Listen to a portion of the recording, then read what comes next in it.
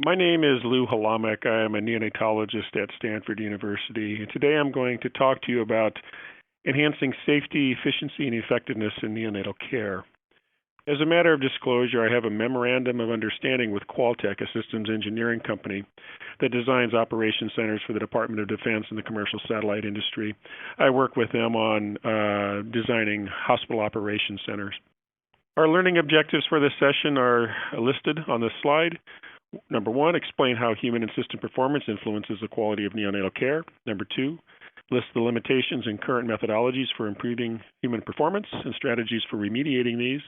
And number three, describe how the performance of hospital subsystems influences overall hospital system performance. I think it's important to realize that at the center of all patient care, whether it's in the NICU or elsewhere in a hospital or a clinic, it's not a drug, it's not a device, it's not a procedure, but actually a human being. And that human being has to possess a skill set that's commensurate with the demands of working in whatever specialty or subspecialty they're involved with. Human beings work within subsystems that comprise a system within which healthcare is delivered. That system could be a standalone clinic, it could be a standalone hospital, or it could be a very complex hospital system with numerous hospitals feeding into a larger center. When we think about it, human and system performance, therefore, is the key to safe, efficient, and effective patient care. When we think about the skills that human beings must acquire and how those skills can be assessed, we really need to think about three different skill sets. First of all, the cognitive skills, that is content knowledge and decision making. Second, technical skills, those are the things that we do with our hands, such as intubation and line placement. And finally, the third set, behavioral skills, things like teamwork and effective communication. Those are the skills that we all need to acquire and refine. An excellent way for acquiring and refining all three of those skill sets is simulation. And the key to simulation is to induce real-life responses with key cues placed within that simulation. When trainees respond as they would in real life, they're going to understand their strengths and weaknesses better. Coupled with simulation is debriefing.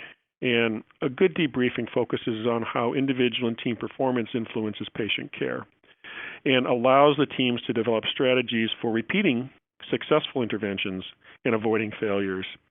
An example of this at my own institution involves our OB simulation group, our obstetric simulation group. They worked with our risk managers to identify areas of weakness and then develop simulations and debrief those simulations that specifically addressed their weaknesses. To evaluate the OB Sim program, we actually looked at hard numbers. We looked at the cost of making this a multidisciplinary program and involving all the personnel that needed to be involved. And then we looked at the payouts. In other words, the money that was paid out for adverse events within the hospital. And what we found is over an 8-year period after the institution of OB simulation, their ROI, or the return on investment, was 331%. I believe that the ROI was so high on this simulation program because this team, our obstetric simulation team, did this right. They optimized their use of simulation by, first of all, looking at the outcome from the care of real patients, identifying their weaknesses in discussion with the patient safety, risk management, and quality assurance departments, and then use simulation to specifically address those weaknesses, allowing people to practice how best to overcome those weaknesses, address their failures, and then practice those both in a simulator as well as in the hospital, and then looked at the outcome in the care of real patients in the years that follow. I think there are a number of issues in human performance. I've seen that from our own center. One of the most interesting of these is a project that we're currently involved with Paula McWilliam. She is a neonatal nurse practitioner at the University of New Hampshire. We worked with Paula and her colleagues there who actually build satellites for NASA. And we developed a device that allows us to measure the force and torque that's used during intubation. And what we found was that when we use that device, or when numerous human subjects use that device in intubating one of the standard patient simulators that's out there, what we found is that because of the stiffness of the simulator's airway, people tended to use an alternate technique, a technique that would be unacceptable in a real patient. And so we found that in many ways, some of the devices that we have are actually training people to do the wrong thing. Another very interesting study that was led by Dr. Ritu Shikara. She's a neonatologist here at Stanford, one of my colleagues, and this was published in Resuscitation in 2013. We looked at detecting heart rate in a patient simulator. And what we found is that even among very senior people, very experienced people, that about half of the time they made errors in detecting the heart rate accurately. And what we found is in about half of those instances, so about a quarter of the time, those inaccuracies in heart rate determination led to actual errors in decision-making about what needed to be done to the patient.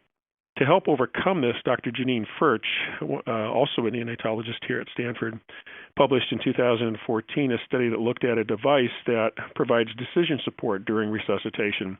And what she found is that the use of a device that provides prompts to the teams performing the resuscitation actually greatly improved the adherence to the NRP algorithm.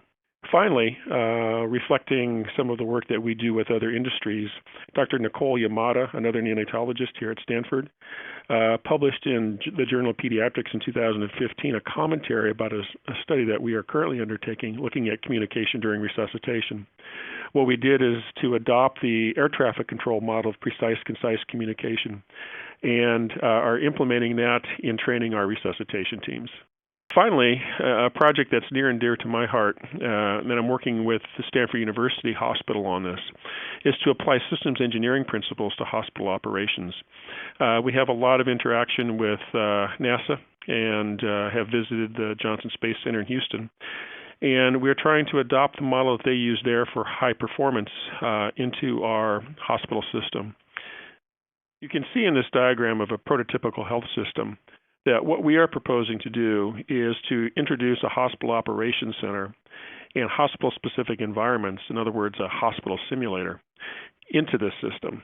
What that allows us to do is take the system data that's coming out of the health care system, the hospital, the hospitals that feed that hospital, and actually make management and operations decisions on those in an environment that has the right people in the right place at the right time, looking at accurate, timely data. What that will do is it will replace the committees and the subcommittees and the task forces that take a much longer period of time to make decisions with a group of people who are co-located and who are empowered and authorized and have the resources to make decisions in a much more comprehensive and a much faster way.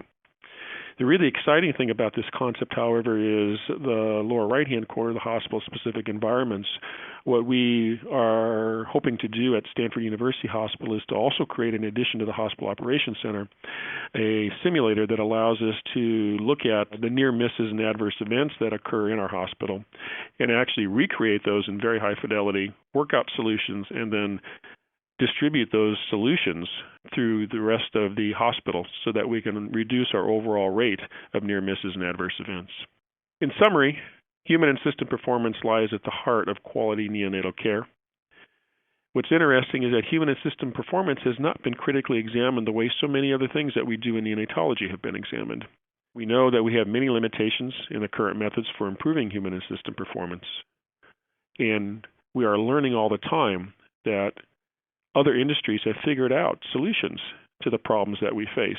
And what we need to do is to talk with those other industries, find out where we are facing common problems, and look at the solutions that they have devised and modify those to fit the problems that we are facing in healthcare.